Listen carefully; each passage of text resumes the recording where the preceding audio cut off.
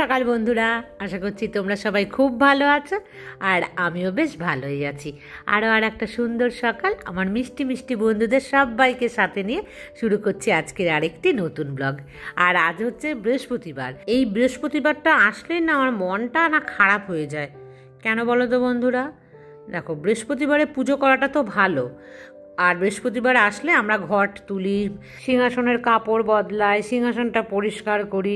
এই নিয়মগুলো যখন পূর্ব থেকেই হয়ে এসছে না, এই ভালোর জন্যই কিন্তু হয়েছে। তবে ঠাকুর পুজো করতে তো আমার ভীষণই ভালো লাগে, তোমরা অনেকেই জানো। আমার তার জন্য কিন্তু একদমই খারাপ লাগে না। খারাপ লাগে কী কারণে বলো তো বন্ধুরা? খারাপটা লাগে আমার নিরামিষ খাওয়া নিয়ে। একদম খেতে পারি না। আমি তোমাদেরকে অনেক কিছুই বলি যে, কিন্তু তার মধ্যে একটা আমার খারাপ গুণ হলো এটা, আমি কিছুতেই নিরামিষ টানা খেতে পারি না। আর টানা কেন, একদিন খেলেও আমার কাছে ভীষণ কষ্ট হয়। একটুখানি মাছের গন্ধ হলেও কিন্তু আমার শান্তি। যেমন পায়েলি কালকে বলেছে যে ও মাছ অত পছন্দ করে না, ডিম খেতে ভালোবাসে। তখন কিন্তু আমি ভাবছিলাম, যদি এই ভালো অভ্যাসটা আমার থাকতো। কেন আমার এই ভালো অভ্যাসটা নেই? আমার তো দেখো বয়স কম হয়নি, তারপরেও কিন্তু আমার এই ভীষণ খারাপ একটা অভ্যাস। তো এই কারণে না আমার পেটে ভাত যেতে পারে না। কি অবস্থা বলো, আমার কি হবে? আমি যখন মাঝে মাঝে ভাবি যে বয়স তো ভালোই হয়েছে, তারপরেও যদি না পারি, মেয়েকে আমি কি জ্ঞান দেবো? আমার তো নিজেরই এই জ্ঞানটা নেই যে আমাকে শিখতে হবে। তবে আমি সবজিও কিন্তু প্রচুর খাই, সবজি ভাত খেতে ভালোবাসি। তবে সবজিটা বেশি ভালোবাসি যখন ওই মাছটা থাকবে, তাহলে কিন্তু সবজি ভাত খেতে আমার ভীষণ ভালো লাগে। যাই হোক, এই কারণেই বন্ধুরা তোমাদেরকে বলছি যে আমার বৃহস্পতিবার আসলে ভালো লাগে না। ওই ঘরটা পরিষ্কার করে মুছেও দিলাম, কারণ হেনা আসতে দেরি আছে। আগে কিন্তু আমি আজকে বৃহস্পতিবার তো করে নিচ্ছি। তো সামনে দূরেও আমি জল দিয়ে নেব। আর বন্ধুরা, যে সামনে দরজার যে আমি জলটা দিই না, এটা দেখবে আমি কিন্তু একটু উল্টো নিয়ম করি। এই উল্টো নিয়মটা করার আমার একটু কারণও আছে। আমার যেহেতু বাড়িটা ছোট, তো দেখবে ফ্রন্টে কিন্তু জায়গা নেই। তো ওইখানে জল দিয়ে ধোয়ার পর না আমি কি করি বলো তো, আমার যে জামা কাপড় আমি কিন্তু পাল্টে ফেলি। আর ধরো যদি কাচাকুচি থাকে, তাহলেই কিন্তু আমি কাছাকাছিতে চলে যাই। জামাটা পরে না ঘরে গিয়ে আর আমি আর কোনো কাজ করি না। তো এই কারণে কি করি, ঘরের কাজগুলো শেষ করে তারপরে আসি আমি এই কাজটা করতে। উল্টো হলেও কোনো অসুবিধে নেই। এখন দেখো, একজনের সাথে আমি কথা বলছি, আমাদের পাড়ারই মেয়ে, ওর বিয়ে হয়েছে কয়েকদিন আগেই। আমাদের এই যে ভেতর দিকটা থেকে আরও কয়েকটা বাড়ি পরে ওদের হচ্ছে বাড়ি। তো কাল রাত 10টার সময় একটা ঘটনা ঘটেছে। দেখো, ও আরও আমাদের সামনের বাড়ির 2-4 জনা 4-5 জনা এসে রাত তখন 10টা মতন প্রায় বাজে, আমাকে নিচ থেকে বেল বাজাচ্ছে। তো আমি ওপর থেকে বলছি কি হয়েছে, আমাকে বলছে নিচে এসো। তো আমি নিচে এসেছি, তখন এ জানাচ্ছে যে ওরা ওর আগে ওর হাজব্যান্ড গেছে, ওর শ্বশুর শাশুড়ি সব এসে, জগদ্ধাত্রী পুজো তো বাড়িতে এখানে লোকজন আসে, তো সে কারণে তারা ঘুরতে গেছিলো মনে হয়। আর এই মেয়েটার বাবা ছিল বাড়িতে থাকার পরও ওদের ঘর থেকে না, একদম ঘরের ভেতর থেকে একটা লম্বা বড় স্ট্যান্ড ফ্যান চুরি হয়ে গেছে। তো আমাকে বলছে তোমাদের ক্যামেরাতে একটু দেখো, যদি চোরটা যায় তো এদিক দিয়েই যাবে, তাহলে তো তোমাদের ক্যামেরায় দেখা যাবে কে নিয়েছে, যদি ধরা পড়ে, যদি চিনতে পারি আর কি। আমি বললাম ঠিক আছে, কিন্তু টাইমটা বলতে হবে। টাইম না বলে ওই সারাদিন বসে দেখাটা কিন্তু একটুখানি মুশকিল। তো ও একটা টাইম বললো। যাই হোক, ওই টাইমটাতে আমি খুব দেখার চেষ্টা করলাম, আমি কিন্তু দেখতে পাইনি। ওই টাইমের মধ্যে ওর প্রপার টাইমটা ও বলতে পারেনি। তা আমি বললাম এখন তো রাত অনেকটা বাজে, তুমি কেন বাইরে দাঁড়িয়ে থাকবে, তুমি বাড়ি চলে যাও। যদি আমি দেখতে পাই, আমি ঘরে বসে বসে দেখব। তো তখন আমি যদি দেখতে পাই তোমাকে আমি জানাবো বা পাঠিয়ে দেবো তোমার নাম্বারে। আর এখন আমি কি করলাম বলো তো বন্ধুরা? এখন কি করছি, বৃহস্পতিবার দিন সকাল আর সন্ধেবেলার চেষ্টা করবে গঙ্গার জলটা দেওয়ার, যাদের বাড়ির কাছে গঙ্গা আছে তারা। আর আমি কিন্তু গঙ্গা জল দিয়ে তারপরে দেখো এখন চলে আসছি। আর আজকে বৃহস্পতিবার তো, আজকে কিন্তু আমি বন্ধুরা অনেকটা কাজ করব, এই যে সিংহাসন পরিষ্কার করা। তো ভাবলাম একটু তোমাদের সাথে আমি শেয়ার করি আর বলি কথাটা বন্ধুরা দিয়ে। যাই হোক, ওই মেয়েটা তো বলে ওরা চলে গেল, কতক্ষণই বা দাঁড়িয়ে থাকবে বাইরে। তারপর আমি দেখতে দেখতে তার আগে থেকে দেখা শুরু করেছি। তারপরে আমি গিয়ে দেখতে পেয়েছি, অবাক লাগে। যদি এই ক্যামেরা না থাকতো বুঝতেই পারতাম না।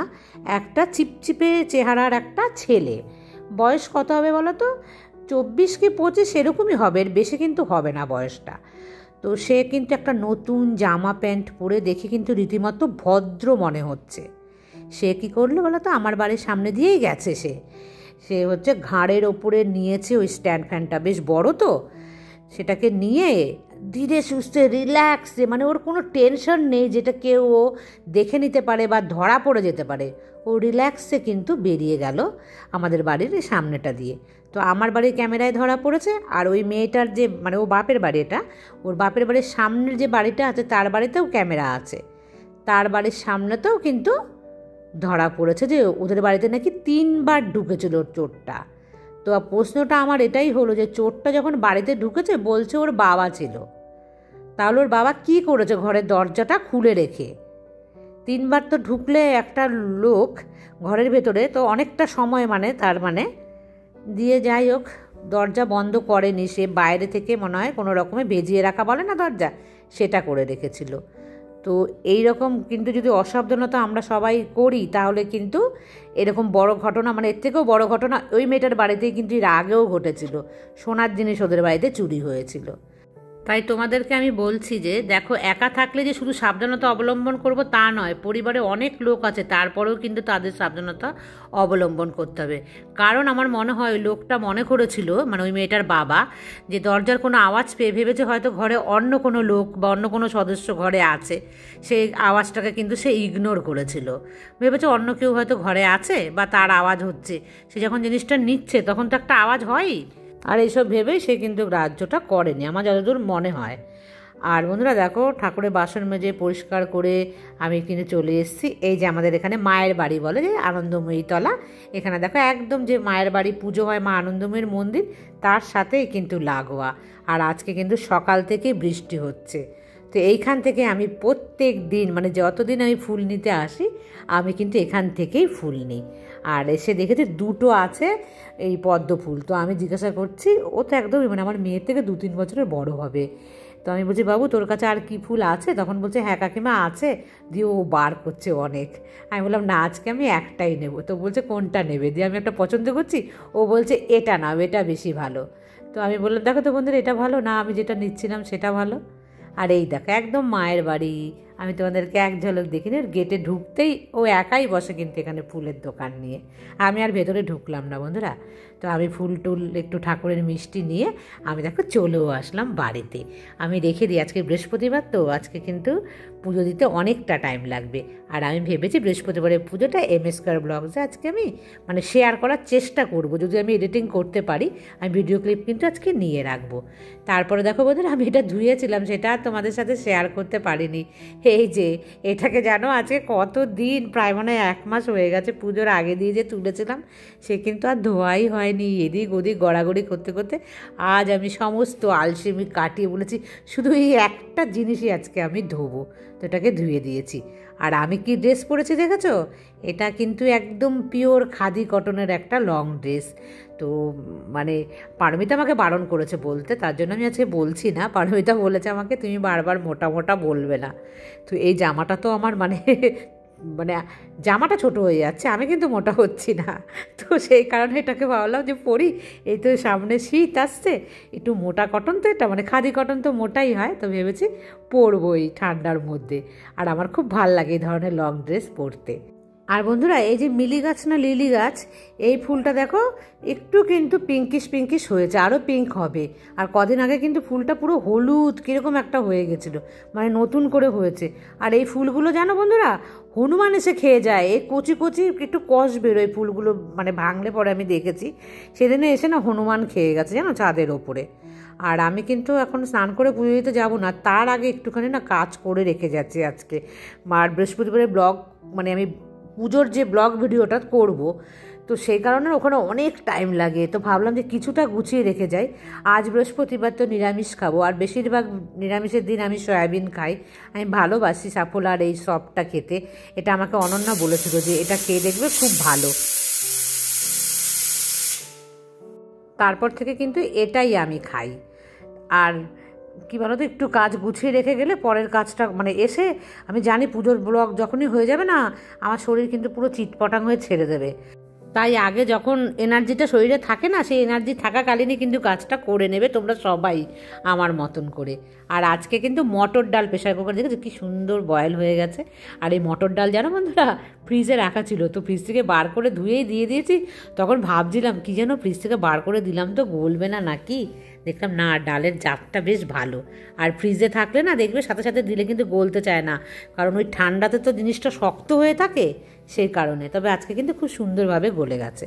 তারপর দেখো বন্ধুরা আমি কিন্তু করে ফেলেছি আমার পুজোর ব্লগ ভিডিও, কিন্তু এডিটিং না, সেটা হয়তো 2-3 দিন দেরি হবে ছাড়তে।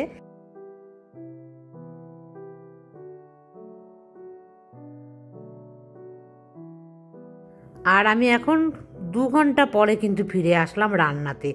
মটর ডাল, সেই টক ডাল তোমরা জানোই আমি কিন্তু ভীষণ ভালোবাসি। আর ডাল আমি বাটি করে ধরে চুমুক দিয়ে খেয়ে নিই, সেই জন্যই কিন্তু এত এত ডাল তোমরা দেখতে পাও। আর বন্ধুরা আমি তোমাদেরকে বলেছি না কমেন্টসগুলো একটা আলাদা ব্লগ বানাবো। হ্যাঁ সেটা তো আমি বানাবো, যারা স্পেশাল কমেন্টস করবে তাদের জন্য বানাবো। তাছাড়া প্রত্যেক দিন ব্লগেই আমি কিন্তু ছোট্ট করে আমার বন্ধুদের প্রত্যেকেরই কারো না কারণ আমি কিন্তু নাম নেবই, কারণ আমি জানি যদি আমি নাম না নিই আমার বন্ধুদেরও তো মন খারাপ হয়ে যাবে। তো সেই কারণে কিন্তু আমি তোমাদের নাম প্রত্যেক দিনই নেব, কারণ তোমরা আমার মিষ্টি বন্ধু। ওই সপ্তাহে একদিন আমি একটা ব্লগ করব, সেই আশায় মানে আমিও বসে থাকতে পারবো না যে আমি তাদের নাম না নিয়ে। তো তোমাদের নাম তো আমার নিতেই হবে, কারণ তোমরা আমাকে এত ভালোবাসো। তোমাদের কথা যদি আমি না বলি না আমার তো পেট গুড়গুড় করতে থাকবে। কিন্তু সেই কারণে তোমরা কেউ হতাশ হও না যে আমি তোমাদের নাম নেব না, আমি প্রত্যেক দিনই কিন্তু কারো না কারো নাম নেবই নেব। আর সোহিনী যেমন কাল বলেছে আমার যে বুঝিয়ে কথা বলার ধরন এটা ওর ভীষণ ভালো লাগে। তো সোহিনীকে আমার অনেক অনেক ভালোবাসা। আর আমার সাথে দেখো বন্ধু এরকম মিষ্টি মিষ্টি কমেন্টস করো, আর তোমরাও ভীষণ সবাই মিষ্টি, যে আমিও তোমাদের প্রত্যেককে কিন্তু ভীষণ ভালোবাসি। আর বন্ধুরা দুপুরে খাওয়া দাওয়ার পর তোমাদের সামনে আসেনি, চলো একটু দেখাই আমার পাড়ার পুজো, যে পাড়ায় আমি থাকি। জগদ্ধাত্রী পুজো আমাদের কৃষ্ণনগরে একটা বিখ্যাত। আমরা যে পাড়াতে থাকি এই পাড়াটা হচ্ছে রাজবাড়ির একদম লাগোয়া পাড়া, মানে রাজবাড়িই বলতে পারো। তো এখানে মধ্যে সবচাইতে কিন্তু একটা নাম করা পাড়া হচ্ছে আমাদের এই পাড়া। তো এই পাড়ার নাম যারা কৃষ্ণনগরের আশেপাশে থাকে তারা কিন্তু প্রত্যেকেই জানে। আর কৃষ্ণনগরের নাম কিন্তু এই রাজা কৃষ্ণচন্দ্র দিয়েই হয়েছিল, সেই কারণে বিখ্যাত সেই কৃষ্ণনগর। আর সেই রাজার বাড়ির পাশেই হচ্ছে এই পুজো। আর এখানে থিম করেছে রাজস্থানী ঘরানা, মানে রাজস্থানের সেই অনুযায়ী কিন্তু এখানে হয়েছে। তো চলো বন্ধুরা তোমাদেরকে একবার দেখাই। আর তোমাদেরকে একটা কথা বলি, আমাদের কৃষ্ণনগরের একটা বিশেষত্ব আছে, মা জগদ্ধাত্রীর গায়ে তোমরা যে গয়নাগুলো দেখতে পাবে না সেই সমস্ত গয়না কিন্তু সোনার। ওখানে কিন্তু কোনো রং করা বা ইমিটেশন রূপোরকে রং করেছে সেটাও কিন্তু একদমই নয়। সেই কারণে কিন্তু এখানকার যে মায়েদের গায়ে যা গয়না দেখবে সেগুলো সোনার হয়। আর যদি কম থাকে বুঝবে সেই মায়ের কম সোনা, আর বেশি থাকলে ভাববে না কখনোই যে সেগুলো যে ইমিটেশন করা, সেগুলো কিন্তু একদমই নয়। তো চলো বন্ধুরা ভেতরে একবার তোমাদেরকে দেখাই। আর নিজের পাড়াকে যখন সবাই সুন্দর বলে যে তোমাদের পাড়ার পুজোটা ভালো হয়েছে, তখন দেখবে কোথা দিয়ে যেন একটা ভেতরে ভীষণ ভালো লাগা কাজ করে। আমার তো ভীষণভাবে করে। তো ওপরটা দেখতে পাচ্ছ বন্ধুরা কি দারুণ করেছে, সামনে থেকে দেখলে না আরও বেশি ভালো লাগতো। আমি তো ভিডিও করতেই পারছি না, লোকের এত ভিড়, এখানে তো প্রচুর লোক, আর সবাই শুধু সেলফি আর সেলফি। আর চলো বন্ধুরা তোমাদেরকে দেখাই এই মায়ের মুখটা, তবে খুব ভালো করে আমি দেখাতে পারছি না। আর এই যে গয়না দেখতে পাচ্ছ প্রত্যেকটা গয়না কিন্তু সোনার, এই মায়ের। আর এই মায়ের তো খুব নাম, এখানে কিন্তু প্রত্যেকটা মায়ের একটা একটা করে নাম আছে জানো তো। মা জগদ্ধাত্রী হলেও কিন্তু তাদের একটা নাম। আমাদের পাড়ার নাম হচ্ছে চকের পাড়া, আর মায়ের নাম আদিমা। তো তোমরা বুঝতেই পেরেছো যে এই পাড়াটার নাম কিন্তু বিখ্যাত একটা পাড়া। আর বন্ধুরা আর একটা তোমাদেরকে দেখাই, দেখেছো লাইটিং, জগদ্ধাত্রী পুজোর লাইটিং কিন্তু চন্দননগরের মতন বানিয়ে ফেলেছে আমাদের এখানে, এত সুন্দর হয়েছে। প্রত্যেক বছরই এক বছরের চাইতে আর এক বছর কিন্তু অনেক অনেক সুন্দর হচ্ছে। আর এখানে চলো মা লক্ষ্মীর ঝাঁপি, এটা বুঝেছো, এখানে কিন্তু মা লক্ষ্মীর ওপরে করেছি, দারুণ লাগছিলো এটাও। কিন্তু ক্যামেরা না লাল হয়ে গেছে পুরোটা, ভালো বোঝা যাচ্ছে না। যাই হোক, তো ভাবলাম যে আমার বাড়ির কাছে এটা, তো এটা তোমাদেরকে দেখাই। এগুলো কিন্তু ছোট পুজো, এটা বড় পুজোগুলো আমি তোমাদের দেখাতেই পারলাম না, সেইগুলো যে কি অপূর্ব হয়। দেখেছো প্যাঁচা বসে আছে, আর মা লক্ষ্মীর ধান বিচুলি সমস্ত কিছু কিন্তু এর ওপরে করেছে এখানটাতে। আর এইখানে দেখো এই মহিলা কিন্তু ধান ভাঙছে কিসেতে, এটাকে যেন কি বলে, ভুলেই গেলাম নামটা আমি তোমাদের এখন বলতে গিয়ে। তো হ্যাঁ, ঢেকি। তো এই ঢেকিতে কিন্তু ধান ভানে না, সেটা বানিয়েছে এখানে। আর দেখো সব জায়গাতে কিন্তু চালের বা এই হাঁড়িতে চাল আছে, দিয়েছেও কিন্তু, মানে চাল না তো ধান। আর এই দেখো মায়ের মুখগুলো দেখেছো, একই টাইপের কিন্তু এখানে হয়। আর এরও সোনা আছে, তবে একটুখানি এই মায়ের একটু কম আছে। যাই হোক, দেখে তো চলে আসলাম বন্ধুরা, আর পারছিলাম না। এই দুটোই তোমাদের সাথে শেয়ার করলাম, আর পারলে কাল সকালবেলা গিয়ে মা বুড়িমাকে তোমাদের সাথে শেয়ার করব। ডাল আর সয়াবিন দিয়ে এখন আমি কিন্তু খেয়ে নিই। তো তোমাদের সামনে আমি পরে আসছি, কারণ আমি প্রচণ্ড হাঁপিয়ে গেছি দুটো দেখতে গিয়ে। আর প্রচণ্ড বৃষ্টি নেমেছিল, ছাতা নিয়ে গিয়েছিলাম কিন্তু আমি ঠাকুর দেখতে, শুধুমাত্র তোমাদের জন্য। আর কাল তো ভিডিওটা মানে আমি এন্ড করতে না একটু মনে ছিল না, এত শরীর খারাপ লাগছিল, আমি কিন্তু ঘুমিয়েই পড়েছিলাম। তো আজকে সকালবেলা ভিডিওটাকে এন্ড করছি। আর কমেন্টসে তোমাদের সবাই রিপ্লাই দিতে পারিনি কালকে, জানো তো, মানে দিতে দিতে আমি ঘুমিয়ে পড়েছি। যে কয়েকজনের এখন দেওয়া বাকি আছে সে কটা দিয়ে এখন আমি ঘুমোবো। তো বন্ধুরা আজকের মতন এই পর্যন্তই রাখছি, আবার দেখা হবে নেক্সট ব্লগে। ততক্ষণ তোমরা সবাই ভালো থেকো, সুস্থ থেকো, সাবধানে থেকো। টাটা।